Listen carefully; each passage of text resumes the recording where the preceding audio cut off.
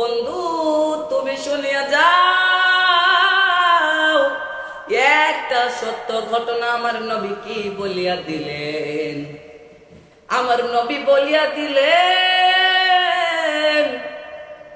যারা এক ওয়াক্ত নামাজ ছুটিয়া গেল, তার কাছ থেকে ঘর বাড়ি পরিবার পরিজন মাল দৌলত সব ছিনিয়ে নেওয়া হইল। আজকে তুমি আমি চিন্তা করে দেখো,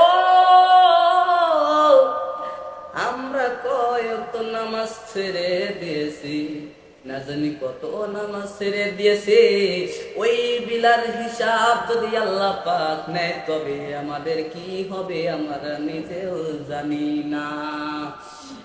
আল্লাহ পাক আমাদেরকে বলে দিলেন, বান্দা তোমরা যাও, তোমরা সব দিক থেকে সব কাজ করলেও নামাজটা ছাইরো না। ঠিক কিনা? আল্লাহ রব্বুল আলামিন বলেন, ও বান্দা, ও বান্দে, তোমরা সব কাম করো, কিন্তু আমার নামাজটা আদায় করো। তাই আমরা সবাই নামাজ আদায় করব তো।